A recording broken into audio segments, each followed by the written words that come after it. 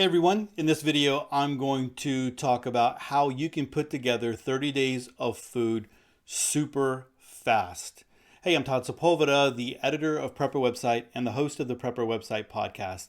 You know, throughout the years, people have asked me about putting together food storage and food storage pantry, and this is a big deal. So if you're thinking that you might need to hunker down for this coronavirus that is going on at the time of this recording, or if you are just wanting to put together a nice stockpile of food, then doing it is not that big of a deal. You don't have to sit down with a bunch of calorie calculators and try to figure it all out. I want to walk you through very quickly how you can do and how you can put together 30 days of food quickly. All right, so here we go. Let's go ahead and start. The thing that you want to do is you want to create a menu. So you're going to create a menu for 1 week, Sunday through Saturday. So let's just look at Monday.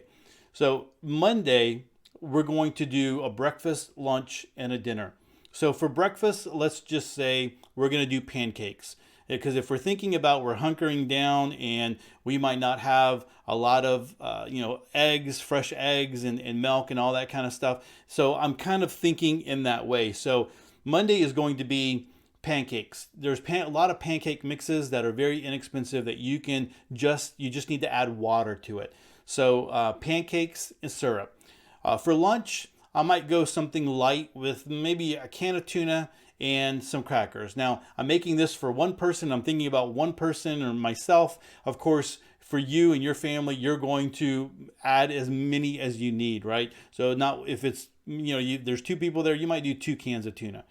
For dinner, I might wind up doing spaghetti. So spaghetti noodles and, a can of spaghetti sauce.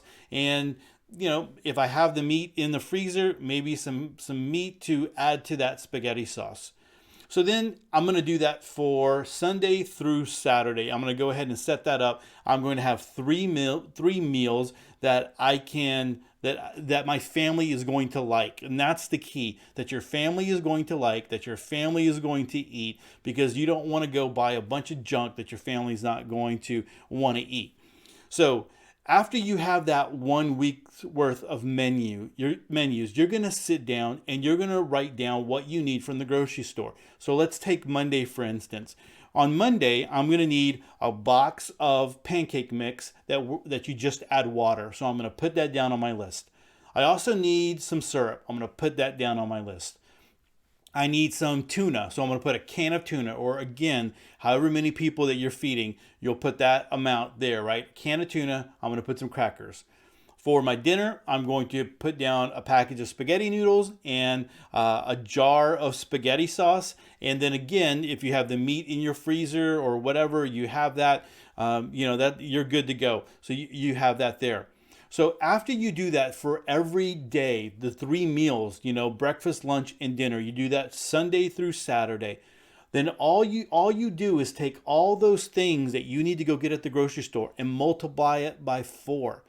When you do that, you're going to have a 30-day supply of food storage. You're going to have that to where you can put that there. You don't have to figure out all the calories. You don't have to, sit there and fret over, is my family going to eat this? What kind of menu do I need to have?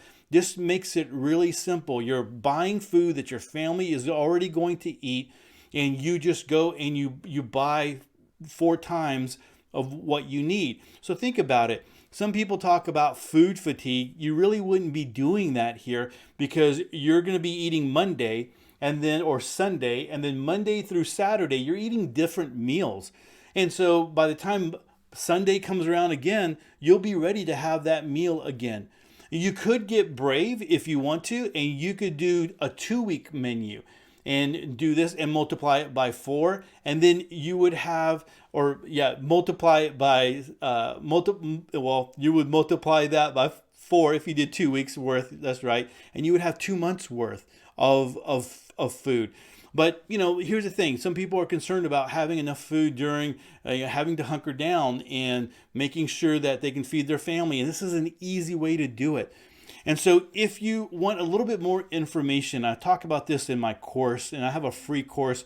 I want to just pop over there to you for you really quick. And so it's over at prepperwebsite.net. And so if you go to prepperwebsite.net, I want to provide a link for you in the description. You go over here to courses and you'll have it right here. And so you can just register. It's free. I also have an accompanying book that goes along with it. It's Getting Started in Long-Term Food Storage. And so it's only $3. I'm not trying to get rich there. There are two cool worksheets that I think are very useful that you can go ahead and get there. And so this is you can get started in this e-course right away, immediately, and you can do the food storage ebook, $3. It's an immediate download. And so I hope that you would consider going and checking that out. Also, I want to share one, you know what, I'm going to share one more thing with you here that you can see over at preparedchristians.com. There is a crowdsourced ebook that is being created. So I've started this, and you know what?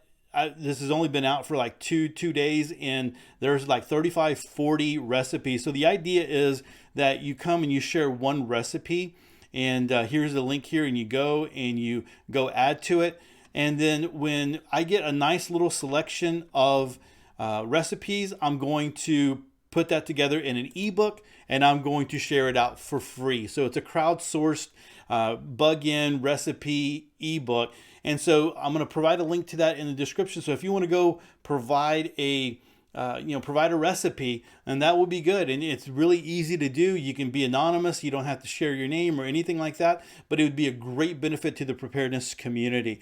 And so again, I'm going to link to that. And even if you don't share anything, that ebook is going to be coming out pretty soon. And again, it's going to be free. And my vision is that it gets updated every year, or maybe every other year, as people continue to share out recipes. So I'm really excited about that. That will give you some ideas if you're needing some ideas of what to add in a menu for, maybe that's not to have something that doesn't require fresh fruit and fresh vegetables and things like that. So be looking for that. Look, if you are looking for more ways to connect with the Prepper website and the preparedness community, I'd love for you to join the email list. And if you join the email list, I'm going to send you a free PDF of 25 articles that every prepper should read. And these are articles that I have gathered throughout the years from Prepper website, put the links all in one PDF so that you could go and just kind of click to it, and made it really simple for you. A lot of these PDFs or a lot of these articles you can't even find on the internet anymore, but because I have the link, you can access it. So hopefully this has been a blessing to you. I hope that you will be able to make your stockpile really, really fast if you don't already have one. And so that way you can take care of yourself and take care of your family. Thanks so much for watching. God bless.